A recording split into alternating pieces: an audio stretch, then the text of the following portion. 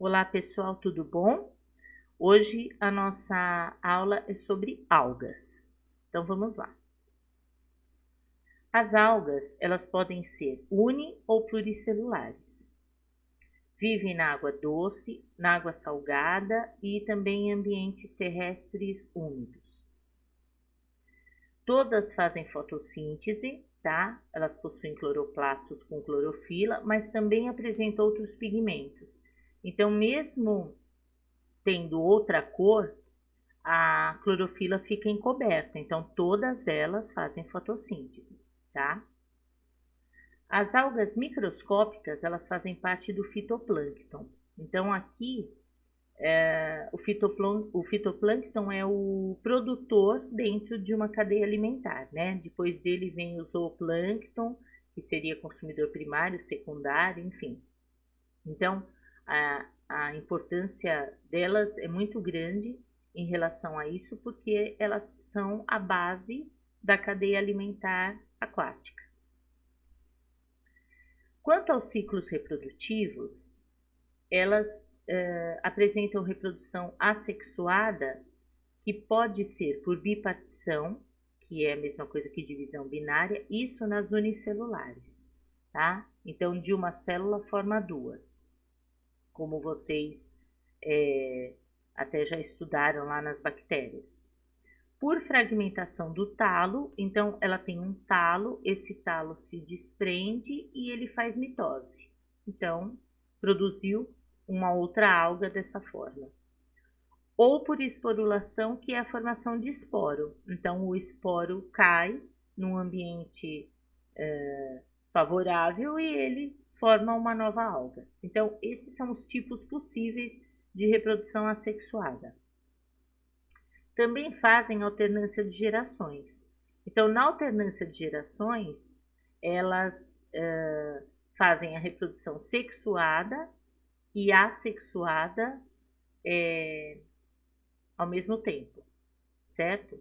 Podem fazer também, com menos frequência, só a reprodução sexuada, tá? Mas normalmente, principalmente as algas pluricelulares, as verdes e as vermelhas, elas fazem alternância de gerações, que aí acaba fazendo as duas reproduções juntas, certo? Então, ó, aqui eu coloquei para explicar melhor a alternância de gerações para vocês, que vou começar falando daqui, por exemplo, a fase que ela é 2N, que ela tem essa haploidia 2N, que é a fase diploide, é o esporófito.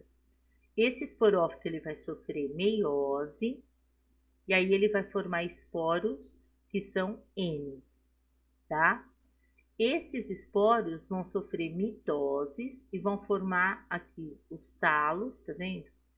Onde esse talo vai dar origem ao gametófito, que é ele, certo? Masculino e feminino. Então, ó, dois gametófitos. Aí esses gametófitos vão produzir gametas e a união desses gametas, que é a fecundação, vai formar o zigoto, que é a primeira célula, 2N, que vai sofrer mitose e vai formar o esporófito, que é 2N. Então, aqui vocês observaram que houve uma fecundação, então é a fase sexuada do ciclo, e aqui os esporos formando os gametófitos, não houve fecundação, então é a fase assexuada do ciclo, certo? Então, como estão as duas juntas, então isso é um ciclo que mostra a alternância de gerações, que é a sexuada e a assexuada juntos, tá? 2N e N no mesmo ciclo, tá? Poderia ter só a fase entre as algas, eu estou dizendo, né? Essa não. Mas entre as algas poderia ter só a fase assexuada, por exemplo, só os esporos caem e forma a alga, tá? Como poderia ter só a fase sexuada, que seria aqui o gametófito produzindo gameta e fecundando e formando uma outra alga, tá? Então, são os tipos possíveis, tá? Mas entre as pluricelulares, normalmente acontece dessa forma, tudo bem? Bom, agora eu vou especificar com vocês os grupos das algas, tá? Eu estava falando no geral, o que pode, as características que todas elas vão apresentar. Agora vou especificar. Então, vamos começar com as euglenófitas. As euglenófitas são as euglenas, que são algas unicelulares. A locomoção delas é por flagelo. Elas podem viver tanto na água doce quanto na água salgada. O pigmento predominante nelas é a clorofila, por isso verde, né? E uma particularidade aqui, em condições desfavoráveis, elas são heterótrofas. Então, assim, elas são autótrofas, todas fazem fotossíntese, mas se ela não encontra condições favoráveis para fazer a fotossíntese, ela come o que está pronto. Então, ela é heterótrofa também, tá? Então, olha, aqui está a euglena. Tá vendo? Ela lembra, inclusive, um protozoário. Tem flagelo e tudo, mas é uma alga. Diatomáceas, tá? As diatomáceas são algas douradas. Elas também são unicelulares. Elas não têm flagelos. Vivem na água doce e na água salgada. Elas constituem a base da cadeia alimentar. Tá? Então, as outras também são fitoplâncton, mas as diatomáceas a quantidade é muito grande, então a importância delas dentro da cadeia aquática é muito grande. Elas fazem reprodução assexuada por bipartição, tá? E fazem reprodução sexuada também, só que aqui não é alternância de gerações, é separado. Elas possuem pigmentos amarelos e castanhos e 50% do oxigênio que nós respiramos vem das diatomáceas. Então, olha, aqui ela para mostrar para vocês os pigmentos, que é um castanho, um amarelo, é misturado. E elas têm uma carapaça, tá? Que eu vou ainda mostrar em outro slide, que é feito de sílica e é dura, que é uma carapaça por fora dela. Então, olha, esse revestimento aqui é a frústula, que é uma carapaça de sílica. Essa carapaça ela vai se acumulando no fundo do mar e esse acúmulo é chamado de diatomito. Ó, para vocês terem uma ideia, 1 grama de diatomito corresponde a 400 milhões de carapaças. Esse diatomito ele é usado em filtros, em isolante térmico, inseticida, corante, verniz, tá?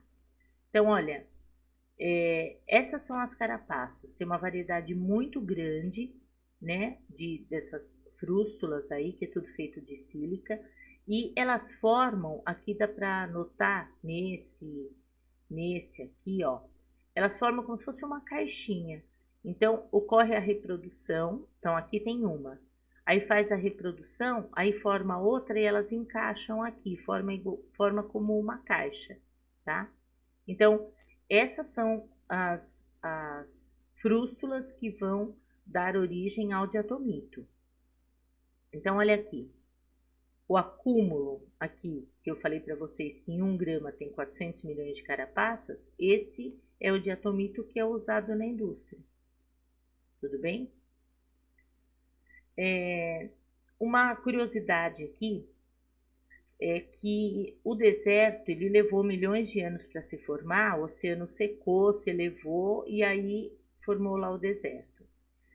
A poeira de diatomito do deserto do Saara, ela fertiliza o solo da Amazônia com fósforo, tá? Então, dependendo da época, tem mais ou tem menos, né? Mas essa poeira vai fertilizar o solo da Amazônia, a importância em relação ao diatomito, também nesse sentido, tá? Eu coloquei um pequeno vídeo aqui para explicar para vocês sobre essa fertilização aqui da Amazônia, tá? Então vamos assistir. NASA scientists have performed the first multi-year study using satellite data to measure the 3D distribution of dust that travels from the Sahara Desert to the Amazon rainforest. The Sahara is the world's largest desert. At more than 3 million square miles, it's almost the size of the continental United States. Each year, Saharan dust is lifted from the ground and transported by winds on a 3,000-mile journey across the Atlantic Ocean. A portion of the dust collects in the Amazon basin, the largest rainforest on the planet. Although dust particles are small, no larger than around a tenth of the width of a human hair, they form massive plumes that can be seen from space. NASA's Calypso satellite was launched in 2006 to study the vertical structure of clouds and particles in Earth's atmosphere. Calypso observations from 2007 through 2013 show that on average 182 million tons of dust leaves Africa each year. Of this amount, about 27 million tons is deposited in the Amazon basin. Sahara dust contains phosphorus, which is an important nutrient for plants. In the tropic region, the phosphorus is quite limited, so it's important to estimate how much dust from desert is transported to the Amazon. The study shows Saharan dust adds phosphorus to the soils that help compensate for losses due to surface runoff and floods. However, the amount of dust transported to the Amazon changes from year to year. According to the study, this variation is closely associated with changes in rainfall in the Sahel, a belt of semi-arid land just south of the Sahara. When the Sahel was dry, the dust transport to the Amazon in the next year would increase. When it was wet, dust transport will decrease. Using satellites to get a clear picture of dust is important for understanding and eventually using computers to model where that dust will go now and in future climate scenarios. Bom, pessoal, agora eu vou falar para vocês sobre as pirrófitas. Elas são algas vermelhas unicelulares. A reprodução é assexuada por divisão binária. Vive na água doce e na água salgada. Possuem 2 flagelos e o deslocamento delas é por rotação. Então, olha aqui, tá vendo? Essa é uma pirrófita que também é chamada de dinoflagelado por conta desses 2 flagelos. E a locomoção dela é por rotação, tá? Pela própria posição aqui dos flagelos. E ela é vermelha, aqui tá numa foto no microscópio eletrônico, mas dá para perceber que ela tem esses pigmentos avermelhados. Algumas espécies são heterótrofas, como as euglenófitas, tá? Então, quando não tem condições favoráveis, elas acabam se alimentando do que está pronto. Mas, na grande maioria, são autótrofas, né? Elas fazem fotossíntese. Algumas espécies, elas produzem neurotoxinas. Essas neurotoxinas são toxinas que afetam o sistema nervoso, tá? Então, isso na água é muito tóxico, principalmente quando a proliferação delas é excessiva. Então, esse desequilíbrio é provocado por conta de excesso de alimento, no caso esgoto, na água. Elas se reproduzem muito e formam a maré vermelha. Olha, fica dessa forma. Então, aqui é um excesso de pirrófita por conta de esgoto, né? Elas se reproduzem muito. Aí, o que acontece? Acaba não deixando a luz atravessar, então algas que estão aqui embaixo acabam morrendo e, consequentemente, falta oxigênio para os peixes, e aí você tem todo esse desequilíbrio no ecossistema, tá? Fora que elas liberam substâncias neurotóxicas que acaba sendo tóxico aqui também para os seres que fazem parte aqui do ecossistema, tá? Existe uma espécie de pirrófita chamada Noctiluca, que ela, você percebe uma bioluminescência dela na água. Então a água fica azulada, prateada, certo? Que é uma característica dela. Então ela emite essa como se fosse uma luz, né? E nessa cor que eu vou mostrar para vocês aqui, que é muito bonito de se ver. There's an algae in the sand. Oh wow. Oh my gosh, that is crazy. Yeah, bro. Yeah, bro.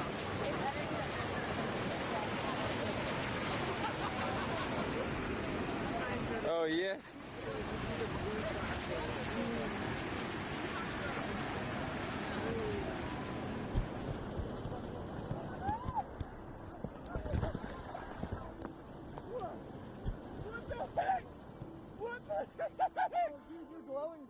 So much.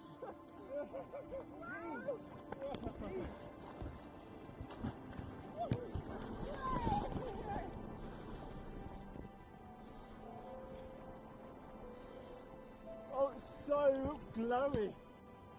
Wow, Raya, it looks so cool. Yeah.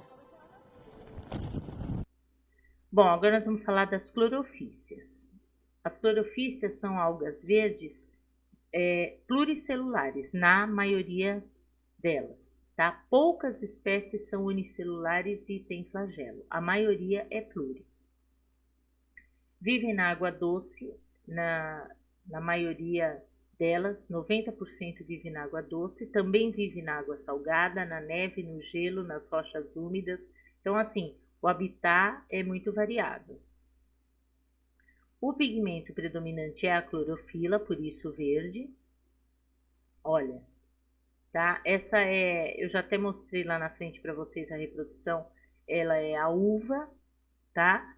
Que é um exemplo bem característico de clorofícia. E ela é conhecida como alface do mar. Podem viver isoladas ou em colônias. Elas vivem associadas a fungos, podem viver associadas a fungos, formando os líquens, tá? Então, vocês sabem que líquens é um mutualismo, né? Uma relação entre algas e fungos, onde os dois são beneficiados. Então, no caso, o fungo é sempre heterótrofo, então ele vai se alimentar do alimento que a clorofícia produziu através da fotossíntese. Por outro lado, o fungo vai absorver água e sais minerais e vai fornecer para a alga que vai fazer a fotossíntese. Então, é uma relação harmônica entre eles. Na maioria deles, dos líquens, a alga que faz parte é a clorofícia, mas vocês já viram que as cianobactérias, que fazem parte lá do domínio bactéria, também fazem parte de líquens. Também podem viver associadas a protozoários, a outros animais e até mamíferos. Olha, o bicho preguiça tem clorofícia associada aqui aos pelos dele, certo? Podem fazer uma variedade aqui de reproduções. Ela pode fazer reprodução assexuada tanto por bipartição, quanto por fragmentação, quanto por esporulação. E também pode fazer reprodução sexuada por conjugação, por singamia, que é a união de gametas, e também por alternância de gerações, que é onde junta a sexuada e a assexuada. Então, eu vou mostrar aqui para vocês. A conjugação, vocês já até viram em protozoários, sempre que fala em conjugação, é quando faz uma ponte. Então, aqui tem os talos, né, da alga, aí o material nuclear está aqui dentro, faz a ponte, vai ter essa fusão do material de dentro do núcleo, aí a formação do zigoto. Esse zigoto vai sofrer mitose e vai formar o talo, que seria a nova alga que vai crescer, certo? Então, isso é um processo de conjugação, e como é uma reprodução sexuada, então promove a variabilidade genética porque teve a fusão do material nuclear de duas algas. A singamia, que eu falei para vocês que é a união de gametas, aqui são gametas possíveis entre várias espécies de algas. Quando a gente fala isogamia, é quando os dois gametas são do mesmo tamanho, tá? Quando é anisogamia, é quando o gameta feminino é maior do que o masculino, porém ele é móvel, tá? Como na isogamia que também são móveis. Então aqui o gameta feminino é móvel. Na oogamia, o gameta feminino é imóvel, só o masculino que é móvel, e ele também é maior do que o masculino, tá? Então tem essa diferença. Isogamias são iguais, anisogamia, o gameta feminino é maior que o masculino, mas é móvel, e na oogamia, o gameta feminino é maior que o masculino, mas é imóvel, certo? Então vamos lá, aqui eu vou explicar para vocês sobre a alternância de gerações da uva, né, que é a alface do mar. Esse ciclo também é chamado de ciclo aplonte-diplonte, porque ele tem a fase 2N e a fase N, tá? Ele também é conhecido por haplodiplobionte, ou seja, todos esses nomes, mas o significado aqui é o mesmo.